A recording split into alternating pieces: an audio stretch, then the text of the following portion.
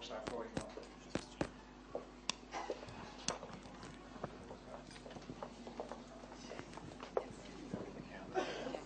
Yes, President Ahtisaari, as far as I know, I'm the only Fulbrighter that was ever sent to Kosovo. That was back in 2001, and I was in Kosovo in 2001 as a Fulbrighter. I agree with you totally about the need for a Kosovar security force, and I don't want to open up another opportunity for a speech, but what is your comment about the economic viability of Kosovo, which, as far as I can see, is virtually non-existent? Kosovo is an economic basket case at the moment. There's no question about that. And one of the recommendations I can reveal already now is that they will have to have a right to ask for membership in all international organizations. There are those who argue that Kosovo under any circumstances should not join UN immediately. That's not my major worry. I think the more important thing is that, and even from a Belgrade side, it has been said that they could join the so-called technical organization. But it is absolutely vital that they get fast to IMF and World Bank and European Development Bank, because how can they otherwise start utilizing the energy resources? They have good lignite there, but to establish a mine and power station, 2,000 megawatts, the investments are between $2 and $3 billion. So those are not coming if the status is not solved. But economies by far, if the unemployment is somewhere around 40%, you know what it is and what it means. And people are dependent very much on the remittances that come from their relatives who are working abroad. Well, my name is Ulash. I'm from Cyprus. Thank you very much for attending tonight, Mr. President. And I would like to ask you what you think about Cyprus issue. Well, do you think the Cyprus problem should be solved before the United Nations or before the European Union? Thank you. I don't mind who solves it as long as it's solved. Thank you.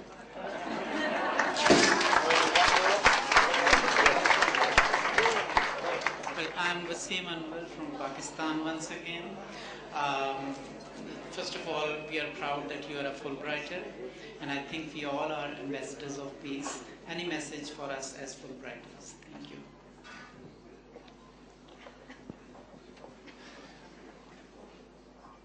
First of all, I have to make a confession. I think I told some of you from Pakistan that I started my international career in Karachi in 1960. I was 23 years old young man, and I stayed 3 years in Karachi and started a teacher training program in an institution where I was then working. And that was the beginning, so I have a very soft spot and good friends in the country still. Look, I think we all are here in this room are very privileged individuals.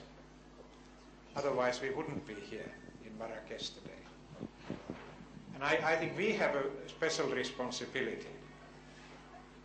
When I lived for 13 years in New York as an employee of the organization, and I followed the past history of United States, and I always recall what Martin Luther King said, that the changes that took in the society were not the people who prevented that were not the bad people, but the silence of the good people. And that goes for every society. I find it very often in my own society where people come to me that it's very good that you spoke about this. I said, why don't you do that? I think we have had the opportunities, we have got the education, we had the position in the society, and I think that should be used to advance a better world. And I think my fascination with Fulbright Association is that it has done perhaps more than many other organizations in promoting understanding in this world, and we badly need that. But let's get on and do our work. Thank you. Please join me in thanking President.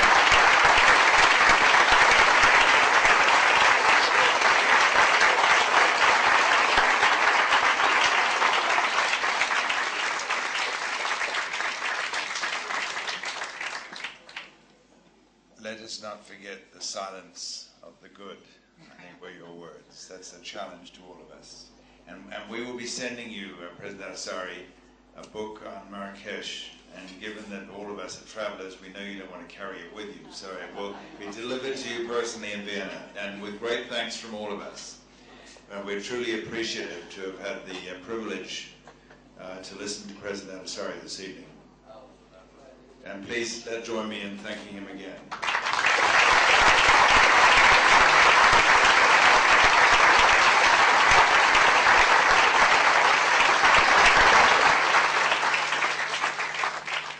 And I'd now like to ask our colleague from the Moroccan Fulbright Association, the president of the board of the Fulbright Association in Morocco, and also a member of the board of the Fulbright Commission in Morocco, Hassan Mekwa, to say some remarks and to thank you all for being here on behalf of the Moroccan Fulbright Association.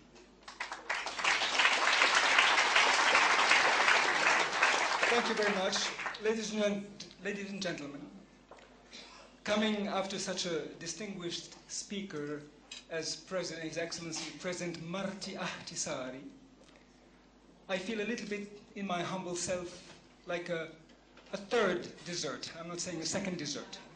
And for a third dessert to pass, it needs to be short and sweet.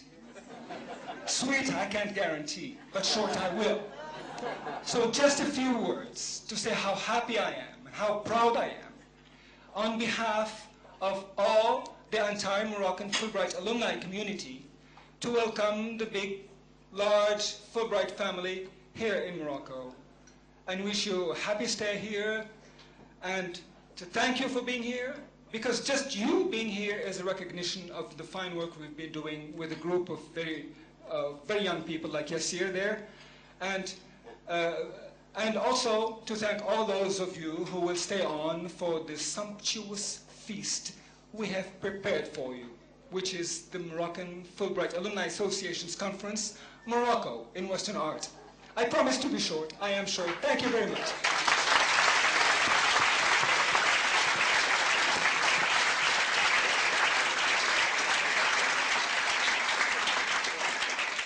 Mr. Mekwa said it so perfectly. We still have dessert and coffee, which, if I could ask the hotel, please, we're ready. And thanks to all of you for your patience. Thanks to our speaker for his illuminating remarks, and enjoy dessert and coffee. Thank you, folks.